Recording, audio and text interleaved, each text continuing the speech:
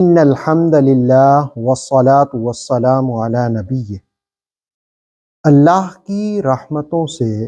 امید رکھنے والے کون ہیں؟ سورہ بقرہ کی آیت نمبر 218 نے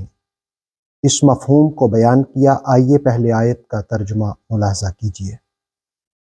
ان الذین آمنوا، بے شک وہ لوگ جو ایمان لائے،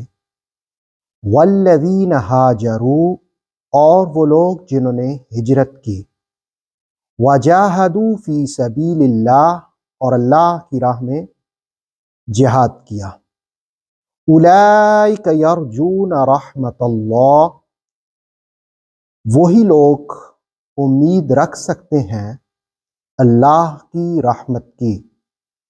واللہ غفور الرحیم، اور اللہ معاف کرنے والا انتہائی مہربان ہے۔ سورہ بقرہ کی آیہ مقدسہ نمبر 218 میں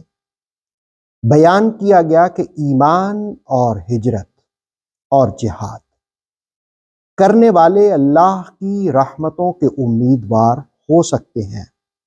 اس آیہ کریمہ کا پس منظر کیا ہے؟ دراصل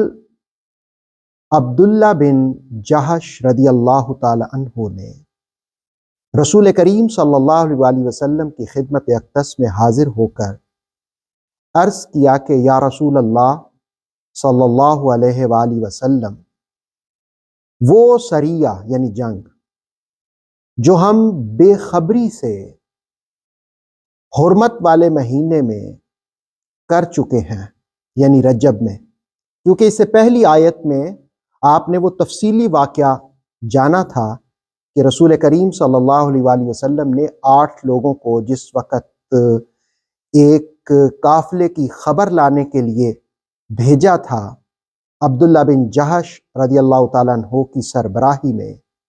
تو یہ خیال کر رہے تھے کہ جمادی الثانی کا مہینہ ہے، لیکن رجب شروع ہو گیا تھا، اور رجب حرمت والا مہینہ تھا۔ اس میں دور جاہلیت کے اندر بھی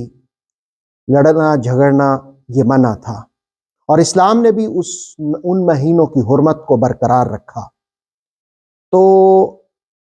اب ابن جہش نے یہ سوال کیا کہ یا رسول اللہ صلی اللہ علیہ وسلم، اس پر ہمیں گناہ تو چلو نہیں ہوا، ہم سے بھول ہوئی، ہم سمجھ رہے تھے ابھی رجب کا مہینہ شروع نہیں ہوا، ہم جمادی الثانی کے آخری دن سمجھ کر کے ہم نے ایسا کر لیا، تو کیا ہمیں اس پر ثواب رکھنے کی امید بھی کرنی چاہیے؟ تو اس پر اللہ رب العالمین نے یہ آیت نازل فرمائی، اور خزائن العرفان نے یہ بات بھی لکھی کہ ابن جہش کے بارے میں لوگوں نے کہا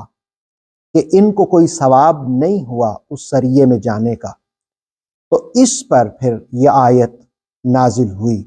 جس میں کہا گیا کہ جو ایمان لاتے ہیں اور پھر ہجرت کرتے ہیں، پھر اللہ کی راہ میں نکلتے ہیں۔ دراصل ہجرت جو ہے وہ بھی یہ ہوتی ہے کہ اللہ اور اس کے رسول کے لیے اپنے گھر بار کو چھوڑنا۔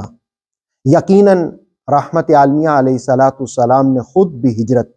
فرمائی مکۃ المکرمہ سے مدینہ طیبہ،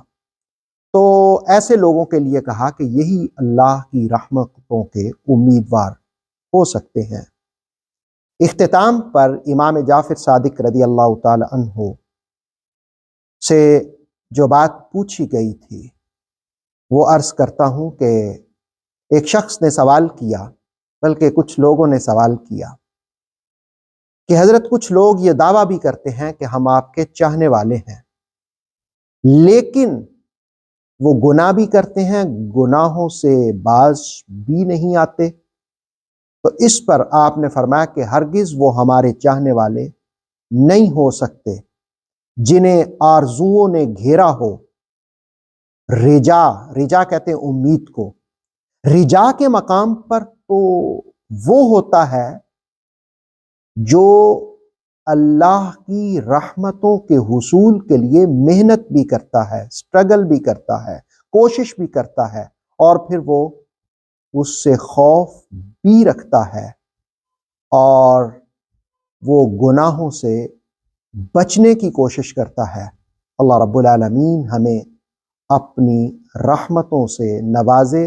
اور قرآن حکیم سمجھنے کی توفیق عطا فرمائے۔ ऑथेंटिक इस्लामिक नॉलेज के लिए नूर वही यूट्यूब चैनल को सब्सक्राइब कीजिए। बेल आइकन को प्रेस करना मत भूलिए। नूर वही फेसबुक, इंस्टाग्राम और टिकटॉक पेज को भी फॉलो कीजिए ताकि हमारी हर न्यू वीडियो आप तक बर वक्त पहुंच सके।